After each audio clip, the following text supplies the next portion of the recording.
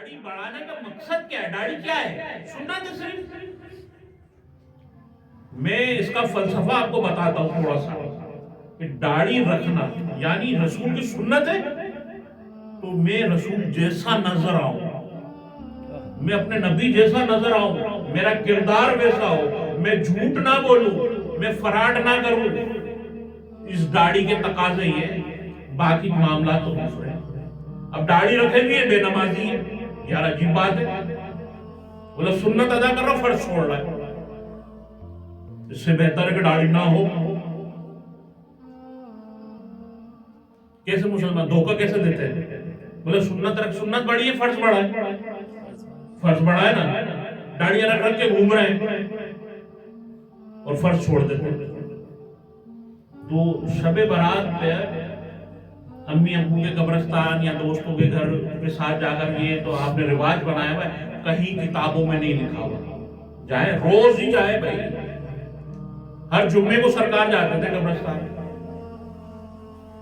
اور شب برات والے دن اللہ تبارک و تعالی اتنی بخشش فرماتا ہے, کتنی بخشش فرماتا ہے کہ فرمایا جتنی بنی کلاب کی بکریوں کے بال ہوتے ہیں اس کے برابر لوگوں کی بخشش و مغفرت ہو جاتی ہے.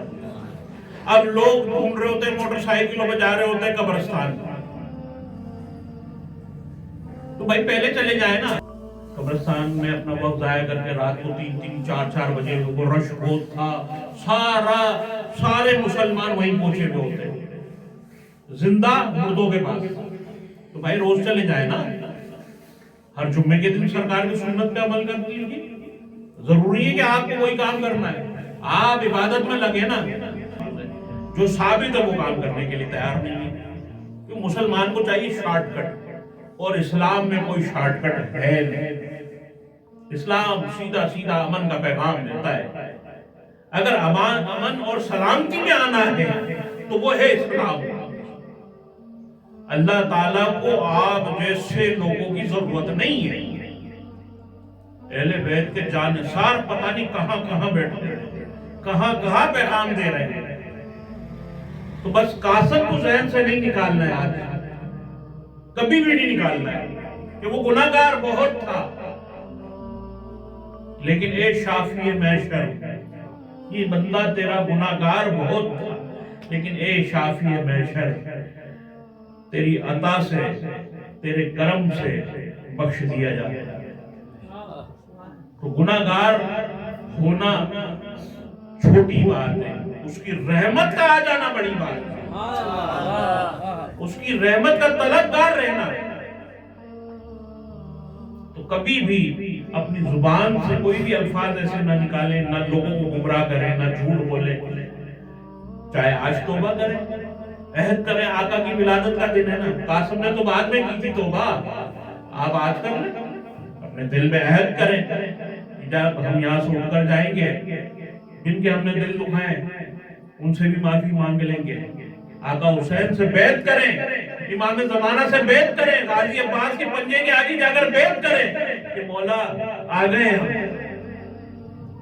تجھے مانتے, تو وفادار ہے, ہم تجھ سے وفا کرنے آئے ہیں.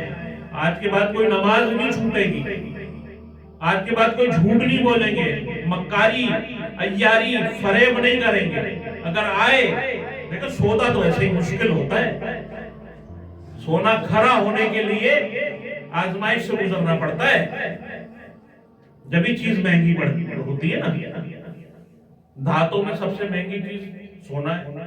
سونے کو 50 دفعہ توڑے پھر جڑ جاتا ہے.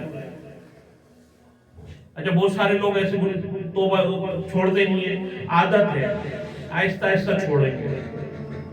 جیسے کسی چیز کی لت لگ جائے, کسی کو سگریٹ کی, کسی کو نسوار کی, کسی کو میم پوڑی کی, کسی کو گٹکے کی, اور اسے ڈاکٹر کہتے ہیں کہ کینسر ہو رہا ہے تمہیں, فوراً چھوڑ دے گا. اور ہم جیسے لوگ کہتے رہے ہاں چھوڑ دوں گا, تھوڑا تھوڑا نیت کی ہے چھوڑ دوں گا, لیکن ڈاکٹر کہتے ہیں کینسر ہونے والا ہے تجھے بیٹا, کینسر ہے, فوراً چھوڑے گا نفسیاتی مریض. بھائی پھر کھانا, بولے بھلے مر جاؤں میں تو کھاؤں گا بھائی ڈاکٹر صاحب. ایک بندے کے کہنے سے ہم وہ چیز چھوڑ دیتے ہیں, لیکن خدا کے کہنے سے ہم نہیں چھوڑیں. خدا کی نافرمانی میں رہتے.